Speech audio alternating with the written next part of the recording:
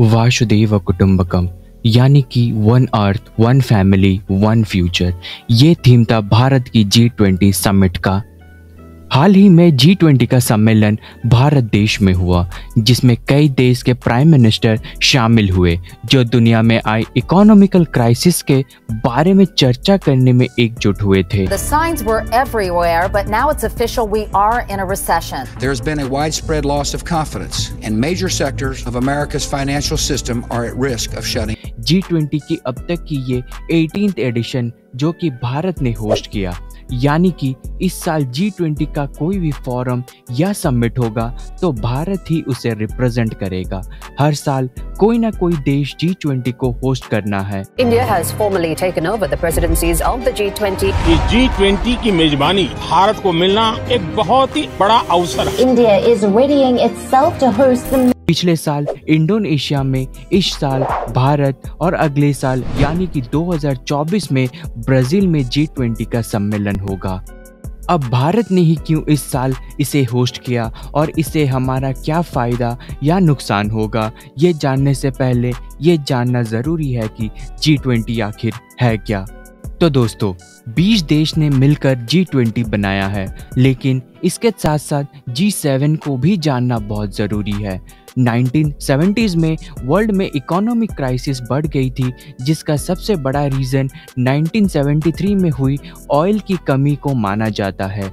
ये कैसे हुआ? तो अरब के देशों ने ऑयल पर EMBARGO लगाया और जो देश इजराइल को सपोर्ट करते उन्हें ऑयल सप्लाई नहीं किया गया, जिसने वेस्टर्न कंट्रीज आती थी जैसे कि अमेरिका में ऑयल क्राइसिस होने लगा। ये तो आप जानते ही होंगे कि एक्सपोर्ट और इंपोर्ट हर देश में होता है। आयात और निकास के जरिए देश एक दूसरे से जुड़े हुए होते हैं। अगर कोई एक देश में क्राइसिस आता है तो इसका सीधा असर दूसरे देश पर भी पड़ता है। अब इन सब मुश्किलों के सॉल्यूशंस के तौर पर अमेरिका और बाकी देश इसी क्राइसिस फिर से ना आए, इसीलिए इकोनॉमिक पॉलिसीज लाना चाहते थे, जिसमें इंक्लूड सभी देश का रिसेशन खत्म हो सके। और इसी के चलते 7 कंट्रीज ने मिलकर G7 की शुरुआत करते हैं, जिसकी फर्स्ट ऑफिशियल मीटिंग 1975 में होती है, जिसमें टोटल 7 कंट्रीज इंक्लूड थी, जो साथ मिलकर इकोनॉमी को बेहतर करने के लिए न्यू पॉलिसीज बनाती है। अब जानते हैं G7 में से G20 कब होता है। 1997 की एशियन क्राइसिस से G20 की शुरुआत होती है। कुछ देशों में इतनी इकोनॉमिक क्राइसिस आती है कि करेंसी के प्राइस घट जाते हैं, बेरोजगारी भी बढ़ जाती है और कई देशों में दंगे फसाद भी होते हैं। 1998 में रशिया में भी क्राइसिस देखने को मिला। अब तक सभी समझ गए थे कि वर्ल्ड में जब भी कोई एक कंट्री की इकोनॉमी स्लो डाउन होती है तो इसका इफेक्ट दूसरी कंट्री पर भी होता है। बस इसे रोकने और पूरे वर्ल्ड की इकोनॉमी स्टेबल करने के लिए 26 सितंबर 1999 को G20 की स्थापना होती है, जिसमें टोटल 19 कंट्रीज और एक यूरोपियन यूनियन इंक्लूड करते हैं। इस साल भारत को G20 को होस्ट करना था, इसीलिए भारत में ही सारे 20 कंट्रीज के लीडर मिलकर इकोनॉमी स्लो डाउन के ऊपर और बहुत से मुद्दों के ऊपर डिस्कशन करने वाले थे। अब हम होस्ट करने वाले थे तो हम और भी कंट्री के लीडर्स को भी इनवाइट कर सकते थे। सो आखिर G20 समिट कंट्रीज कौन सी है?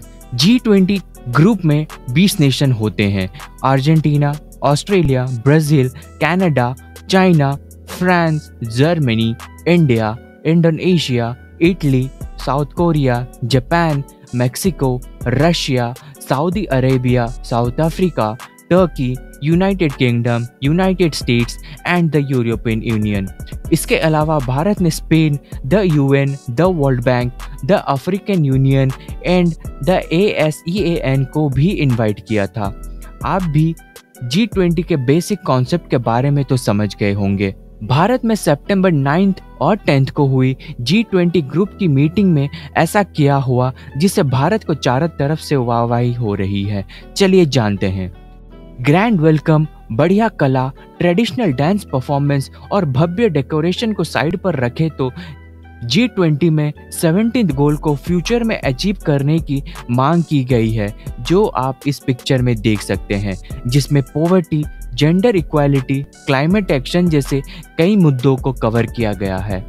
इसके साथ अफ्रीकन यूनियन को भी इस साल G20 का परमानेंट मेंबर बना दिया गया है, जिससे शायद अगले साल इसी G20 को G21 या G22 भी कहा जाए। The new Delhi declaration. अब बात करते हैं हमारी सबसे बड़ी जीत, जिसे पूरी दुनिया में मोदी की वाहवाही हो गई, और वो है the new Delhi declaration. 112 page वाले घोषणा पत्र, जिसमें सभी के सभी देशों के लीडर ने अपनी सहमति दिखाई। G20 के इतिहास में ये पहली बार हुआ कि रशिया, चाइना, USA और बाकी देश जिनके आपस के संबंध ठीक नहीं है, उन्होंने भी इस घोषणा पत्र पर एग्री किया।